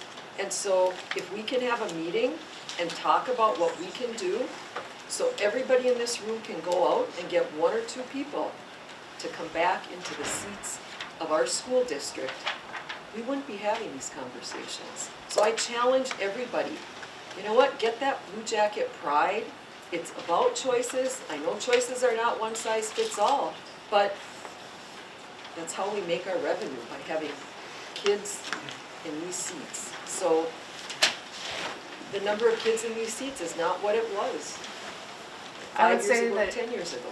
this board and Superintendent Aldrich has kicked this can down the road because they thought, let's do things to get the kids back. Let's build the early learning center, try and capture more students when they're young.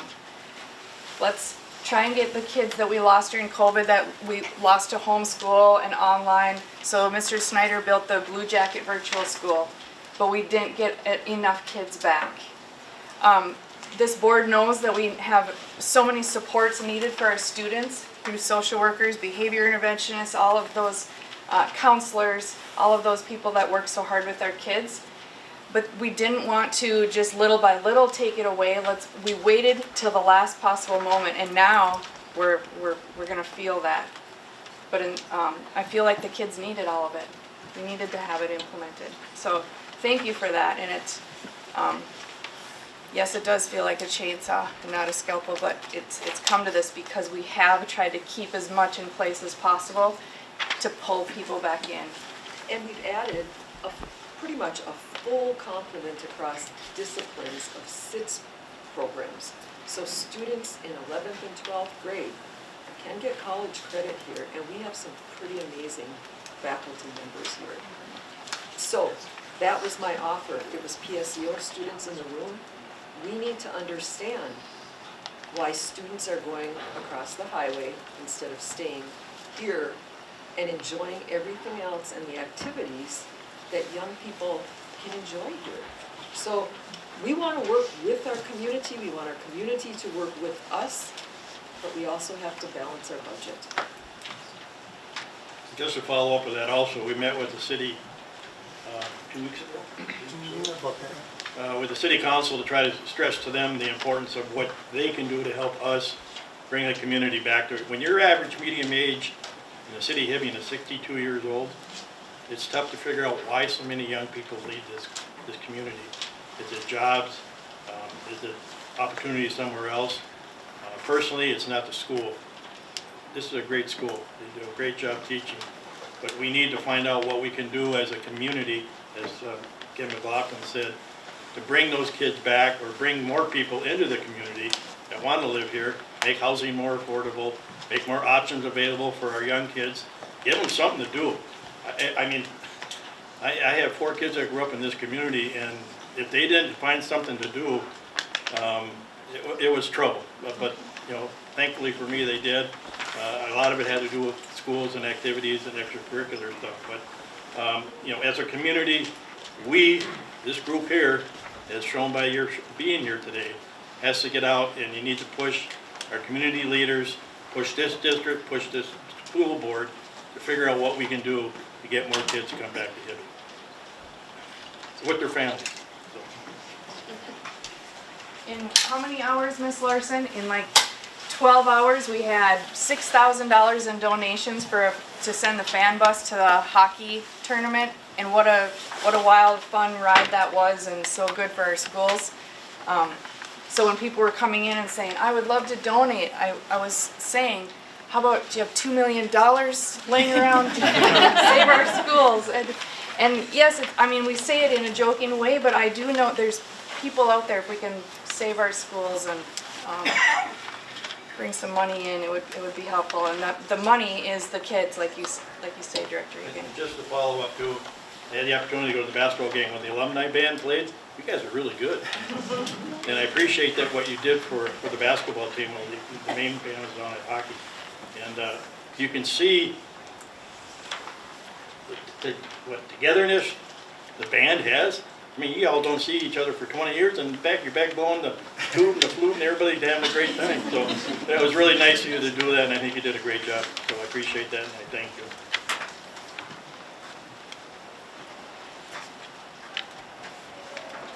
That's all I have, Mr. Chair, for comment. Thank everybody for all the comments they made. With that, we'll move to item 4, administrative reports. Item 8, directors, anything? Hearing none, we go to the student directors. Students, nothing there. With that, we'll go to administrators and staff. Rick, anything? We canceled the administrative today, just given the larger meeting, so no administrative reports today. Any committee reports? Hearing none, we'll move to item 5, motion to approve the agenda. I'll move. Support. Moved by Director Polter, supported by Director McLaughlin. Any discussion? Could we just, could you announce number F, well, not number F, item F, just so they understand what our payroll is? You can pull it once we... I just want to announce what it is. Can you just read every That's each what I item read. on the consent agenda? Sure. Go ahead, Rick. Why don't you go ahead, Mr. Kaiser, then you can talk particularly about payroll if you wish. Sure. Item A on the consent is the minutes of the March 5th meeting. Item B is the consideration of claims, which is our accounts payable for February, $1,800,633. Item C is our electronic fund transfers, moving money between banks and making electronic payments for February of $2,316,720. Item D is the treasurer's report. Item E is the investment report.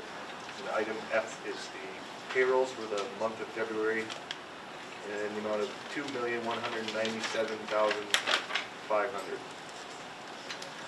Item G is accepting the resignation from Bryce Wally as the head Alpine coach effective March 4th. Item H is accepting the resignation from Carly Turch, People's Support Assistant, Washington ELC effective March 6th. Item I is approving the hiring of Eric Espley as the assistant varsity boys track and field coach effective March 10th, 2025. Item J is accepting the resignation from Eric Espley as an assistant girls track co-coach effective March 10th, 2025. And item K is accepting the resignation from Rose Wahlberg, Pupil Support Assistant from Lincoln Middle School effective March 11th, 2025. Thank you. Is that okay, Director Egan? Yes, thank you. You're welcome. Wanted to know. Thanks, Alex. All in favor, say aye. Aye. Opposed, same sign. Motion carried. Thank you.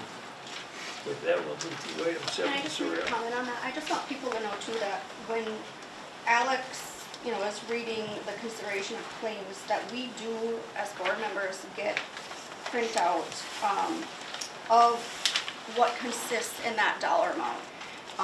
And I know I can speak for all of us, but I'll just speak for myself here in this. I mean, I go through it and I highlight the highest expense. And Mr. Aldrich can contest to this, I question things on here of why are we paying this person? Why is this payment so high? Where can we cut? Does this make sense? Can we reevaluate this going forward for certain things? So we don't just get a blanket dollar amount, how Alex read that. We do get the list.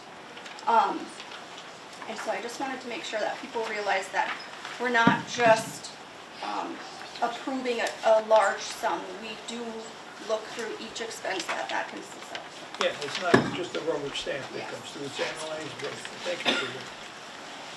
Okay, with that, we'll move to item 7, administrative business. Sir Alex. Thank you, Mr. Chair. You're welcome. Item A is a motion to approve the resolution for donations. It consists of $1,000 from Walmart to support the Community Ed Bike Rodeo, $500 from the First Lutheran Church to support the room of requirements, and $1,300 from the American Legion Full Schools number 492 to support the Washington DC World Classrooms trip.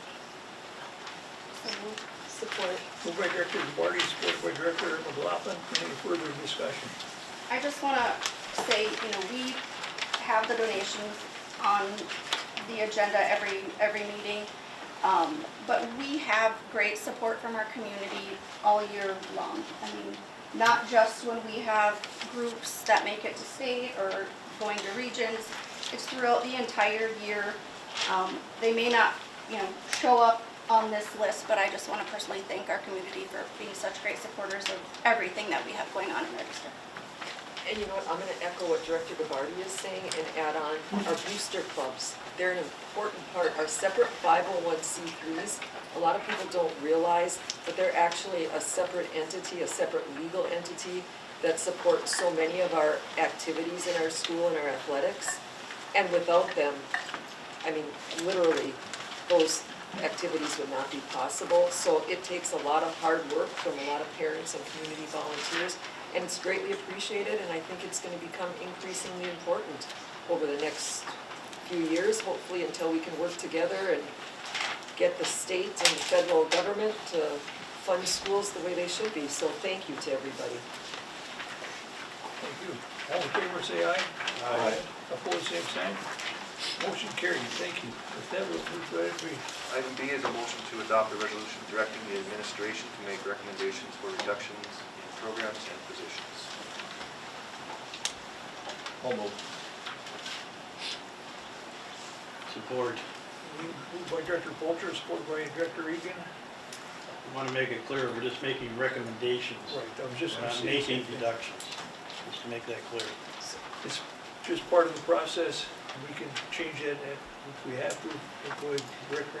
So, Chair Berkowitz, I was going to ask Superintendent Aldrich to maybe talk to a timeline, and we're giving notice based on contractual timelines, but what it could look like if maybe something turns around at the legislature, or we find our $2 million donor, or whatever, but what the timeline and what our action today means. Okay. Timeline is different for different positions and different status of teachers within the district. If a teacher is tenured, there is a ULA process. It's an unrequested leave. There's hearings that can be involved, that can be questioned and need to be provided for. And that all has to happen and be completed by June 30th. Non-tenured teachers, the process is a little bit more streamlined, but there's still a process there. So how this could look is, if the board approves the positions, then we have the task of going back and identifying the staff that would be reduced based on this recommendation. So what I mean by that is it's very complicated in that we could have a teacher that's teaching high school math but might hold licensure in an elementary position. And if we cut the high school math position, that teacher may have seniority over a younger teacher at the elementary and could bump in and take their position. So it's a very complicated process, and that takes some time to vet and go through that. How we would typically do that is we work through that. We have that vetted by the school attorney, and then we also take that back to the teachers union and make sure that we are in agreement and we're on the same page. So timeline is it's now. It's we're at crunch time, and we're a little less than a month and a half, 2 months left in school, and we're in go time here. So If it's possible to go through these recommendations, what this board is going to do, and have that available so we can make a vote at our next board meeting. It's 2 weeks. that's April 9th. that would be the goal. Is if All right. any positions that would be approved for reduction tonight, we bring back names to those positions at the next meeting. Hopefully, if timeline. That's what I would ask. That's the goal. Yeah. That the names are attached to positions. Correct. Because I want to make it clear also, so far the board has received positions. The board has not received any names. And the other part that I think maybe we haven't talked about is the heavy involvement by our entire administrative team. Leaders in all the schools that have had conversations in their buildings, and they were a part of making that recommendation to the board. So I'm just gonna reiterate what Director Egan said. We didn't just go through a list and arbitrarily pick positions. I don't think any of us wanna eliminate any of these. I believe in our Hibbing schools, and if you go on the MDE scorecard, we have the best school in the area. Hands down, we've got the most caring, compassionate, kind teachers that are working really hard. So none of us want to make any of, well, I can speak for myself, I don't want to make any of these cuts. And I hope we can go back and grow our school. I just would say too, it's intentional that we started early. And the reason that we started early is we're in multiple meetings from prior to Christmas until just recently. And we're in a meeting the other day, and one of our principals gets a text from his daughter that there's an opening in a school district near ours, a teaching position. So we're sitting around the table and we're talking, and we have to get this out to people now. People that could possibly be affected, we have to tell them now, so if there's an opening, that they're made aware.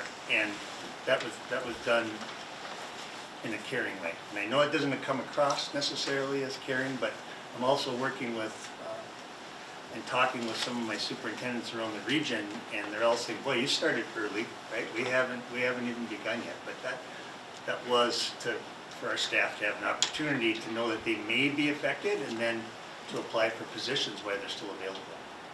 And we have to also remember we have contract talks coming up with all four. All of our bargaining All our groups. bargaining Yep. units. Starting here. Mrs. Sikora, are you still here? I am. So, correct me if I'm wrong, until these are voted on, you cannot make the master schedule. Is that still true? That is correct. Okay, And that, so, but students, at least at the high school level, have registered for classes? yes. So, with reductions, how will that impact students' schedule if they've already registered for classes? So they have registered for classes, so we know what the draw is for each department in every class. And then from there, when we know the names, then we can start building the schedule, and it takes a long time. I rely on Joel Anderson a lot because they have to build it all in our system in Power School, and then our counselors, and I know we have a counselor here tonight, it takes a long time. A lot of it is it's done manually, putting kids in the certain classes that they need. It's going to take longer this year because if we are eliminating courses, then we have to find all of those students and put them in the existing courses that we have left. So there will still be time then for those students to make changes to their schedule So we'll that look day, at- or you just put them? We'll somewhere? do it based on their alternate selections. Okay, thank you. Yes. So our meeting in April would give you enough time if we come Yes, with our at this decision. time, usually at this time, we've already given out a draft of a schedule to teachers by now, and we've given them their registration numbers. And everything is on pause right now, waiting for what is going to happen. And to just clarify, especially at the high school, were registration numbers and enrollments in sections of different classes looked at as the administrative team was formulating the areas of recommendation, as well as balancing? Yes, absolutely. We have to take that into consideration. So if courses didn't get any requests, then we know, like we do have courses that way. We have courses that no students signed up for, and so those courses are not going to run.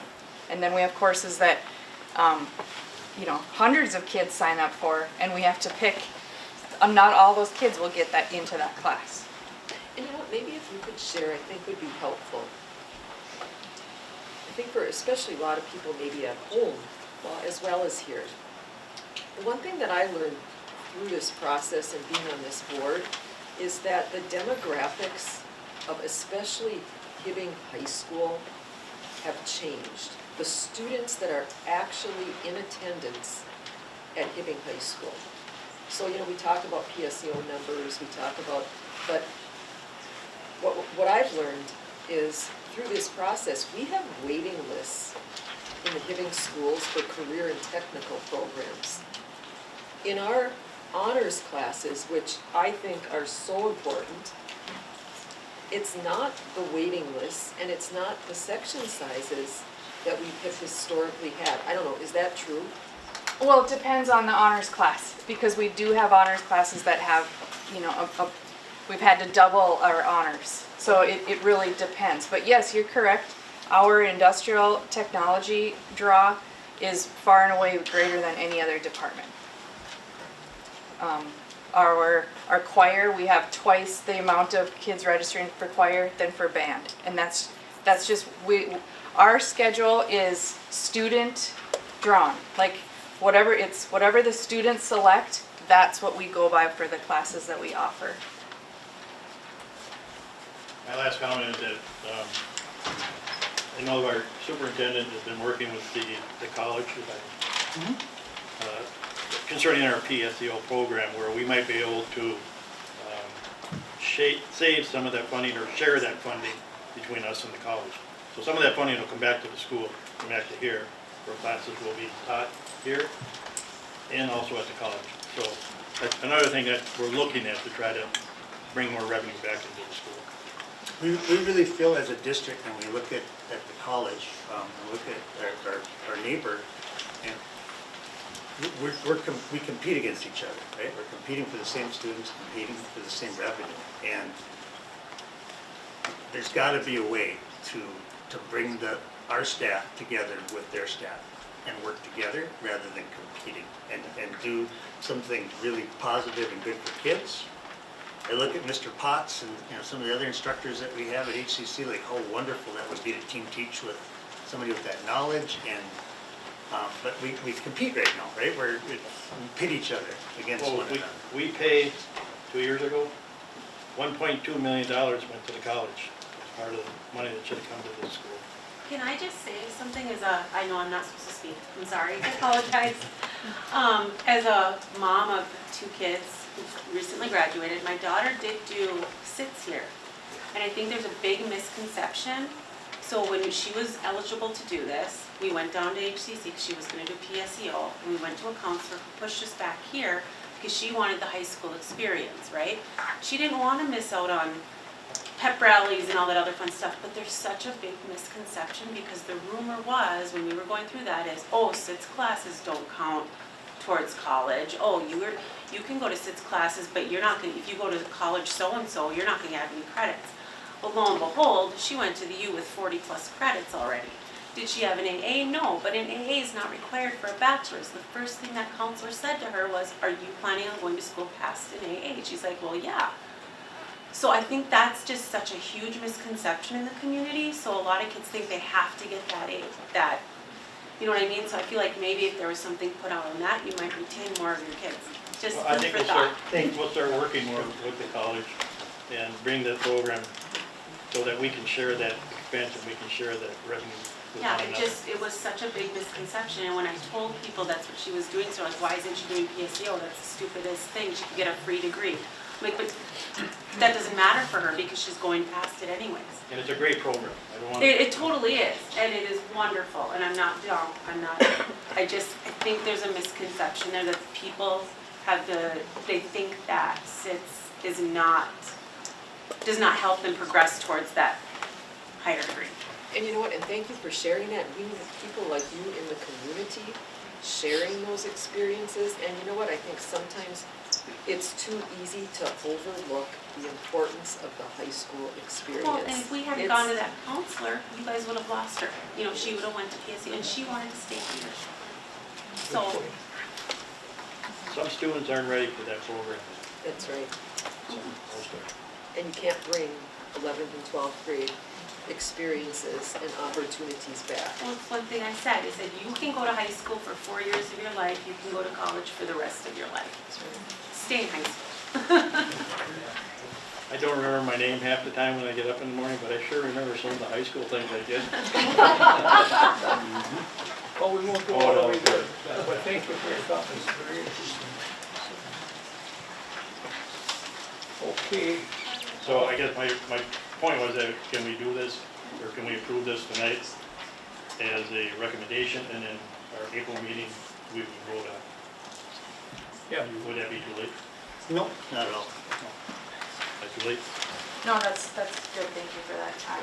And just to say one more thing, even though this list of cuts looks like it's big, we are still gonna have more electives and more opportunities here than our neighboring districts. Our band is still gonna be better, our choir is still gonna be better, our world languages and the programs that we have, there's other schools that don't have an opportunity for FACS classes, but we've maintained it here, so thank you for that. And our athletics are getting better too. Yes. thank you. Okay, all in favor, say aye. Aye. Opposed, same sign. Motion carried. Unanimous. Thank you. With that, we'll move to item 8, discussion items. None. And before I adjourn the meeting, Director Poshel, do it, however, on behalf of the board, we sincerely appreciate everything and all the support here. We'll do everything that we can to keep it as best as possible without having too many cuts or whatever. We'll work something out, I hope. So, thanks again, Director Polter. Motion to adjourn. Without objection, the meeting is adjourned. Again, thank everybody. It's 5:23 o'clock and everything, except for daylight time. So.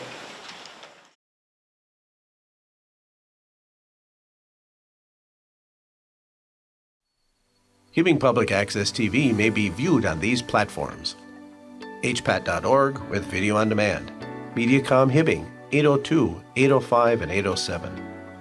On Roku, Apple TV, and Amazon Fire TV. Download the Hibbing Public Access TV app for your iPhone and Android devices. Find us on Facebook, YouTube, and Vimeo. For more information, scan the QR code and go to hpat.org. Hibbing Public Access Television would like to thank Mediacom for all the years they have supported our organization.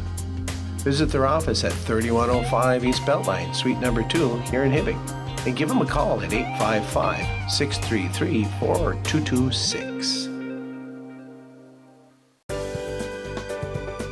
For over 25 years, U.S. Bank, located at 211 East Howard Street in Hibbing, Minnesota, has provided office and studio space for Hibbing Public Access Television.